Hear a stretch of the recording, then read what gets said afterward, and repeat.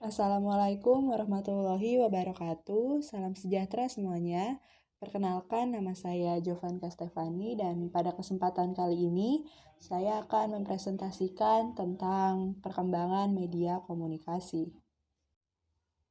Dalam presentasi kali ini akan ada 4 topik utama yang akan saya bahas. Yang pertama itu ada pengertian media, yang kedua ada pengertian komunikasi, yang ketiga ada perkembangan media komunikasi dari masa ke masa, dan yang keempat ada media baru. Yang pertama ada pengertian media. Pengertian media menurut Black dan Horalson dalam Latuheru tahun 1988 halaman 11 mengatakan bahwa media ialah saluran komunikasi yang digunakan untuk menyampaikan pesan antara sumber atau pemberi pesan dengan penerima pesan.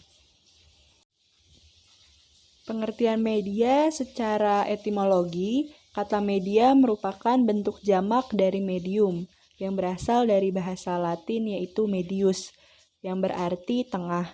Sedangkan dalam KBBI, kata medium dapat diartikan sebagai alat, perantara, atau penghubung, sehingga pengertian media dapat mengarah pada sesuatu yang mengantar atau meneruskan informasi yang berupa pesan antara sumber atau pemberi pesan dan penerima pesan. Istilah media mula-mula dikenal dengan alat peraga, kemudian dikenal dengan istilah audiovisual aids atau alat bantu dengar atau alat bantu pandang. Selanjutnya disebut dengan instructional materials atau materi pembelajaran, dan kini istilah yang lazim digunakan dalam dunia pendidikan nasional adalah instructional media atau media pendidikan. Dalam perkembangannya, sekarang muncul istilah e-learning. Huruf E merupakan singkatan dari elektronik, artinya media pembelajaran yang berupa alat elektronik, yaitu meliputi CD multimedia interaktif sebagai bahan ajar offline dan web sebagai bahan ajar online. Dan sekarang kita masuk ke pengertian komunikasi.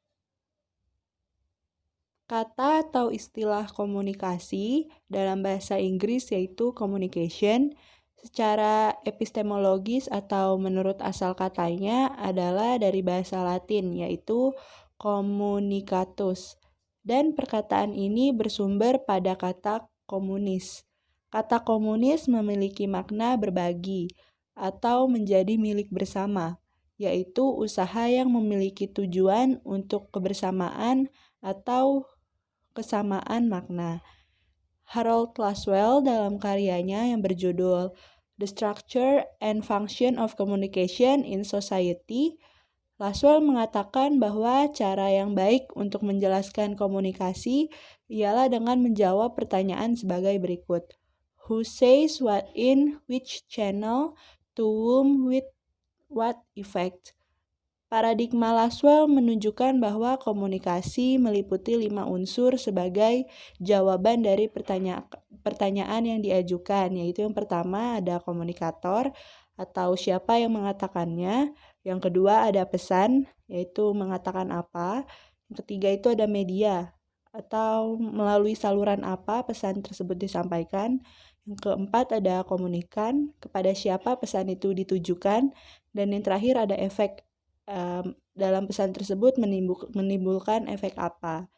Jadi berdasarkan paradigma Laswell, secara sederhana proses komunikasi adalah pihak komunikator membentuk encode pesan yang menyampaikannya melalui suatu saluran tertentu kepada pihak penerima yang menimbulkan efek tertentu.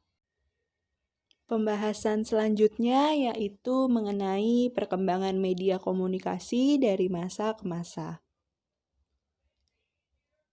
Menurut McLuhan dan Quentin Fiore dalam Morrison tahun 2013 halaman 488 mengatakan bahwa media berfungsi sebagai kepanjangan indera manusia pada masing-masing era, yaitu era kesukuan atau tribal, tulisan atau literate, cetak atau print, dan elektronik.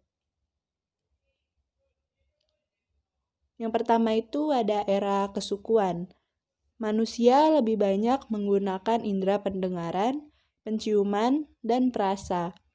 Oleh sebab itu, era kesukuan memiliki ciri lisan, yaitu menyampaikan pesan melalui kata-kata yang diucapkan. Misalnya, bercerita mengenai pengalaman, hal-hal berbau tradisi, atau kegiatan ritual, dan yang lain-lain. Yang kedua itu ada era tulisan.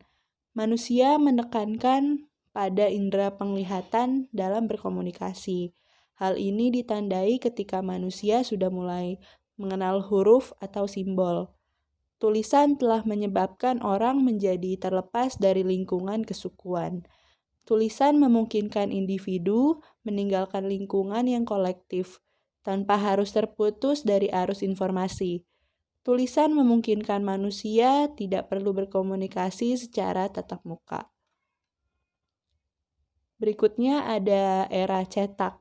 Dalam era cetak ini adanya penemuan mesin cetak yang memungkinkan orang untuk dapat membuat salinan atau kopian yang berupa tulisan atau bisa juga berbentuk buku atau pengumuman dan sebagainya dalam jumlah yang banyak atau besar. Dan yang terakhir itu ada era teknologi. Media elektronik memperluas persepsi orang melampaui batasan-batasan tempat di mana mereka berada pada setiap saat, sehingga menciptakan desa global. Media elektronik memungkinkan berbagai komunikasi berbeda-beda di dunia yang saling terhubung atau dapat berhubungan satu dengan yang lainnya. Dan pembahasan yang terakhir adalah tentang media baru. Media baru merupakan bentuk media di luar media elektronika, yaitu yang berupa televisi, radio, ataupun film, dan media cetak yang berisi majalah, koran, tabloid, surat kabar, dan lain-lain. Sifat media baru atau new media ini adalah cair atau fluids, yaitu karena konektivitas individual dan menjadi sarana untuk membagi peran kontrol dan kebebasan. Kehadiran media baru ini membuat lingkungan media massa mengalami berbagai perubahan, karena kini teknologi percetakan dan telekomunikasi yang bersifat satu arah mulai mengalami perubahan fungsi dan format dalam berbagai hal. Sejak adanya kehadiran internet, media cetak yang berisi surat kabar, majalah, tabloid, koran, dan lain-lain, dan media elektronik yang berupa radio, televisi, film, dan lain-lain sering dikategorikan menjadi media konvensional karena pesan yang disampaikan adalah one to many atau satu untuk semua. Sedangkan melalui internet yang sifatnya interaktif dikategorikan dalam media baru karena mampu menyampaikan pesan from many to many atau miles. Media baru merupakan bagian dari teknologi komunikasi. Pada beberapa tahun silam, telepon seluler merupakan salah satu media baru. Namun, seiring berjalannya waktu, media baru bukanlah terbentuk dari perubahan bentuk fisik suatu media yang telah lama digunakan, melainkan perubahan mengenai metode bagaimana distribusi dan penyimpanan data dilakukan. Internet telah menjadi salah satu media yang signifikan yang dapat dikategorikan sebagai media baru. Internet merupakan jaringan elektronik yang dapat menghubungkan penduduk dunia dengan menginformasikan melalui berbagai perangkat. Informasi tersebut pun bentuknya beragam, mulai dari data teks, foto, suara, hingga video. Sekian presentasi dari saya. Kurang lebihnya mohon dimaklumi. Assalamualaikum warahmatullahi wabarakatuh.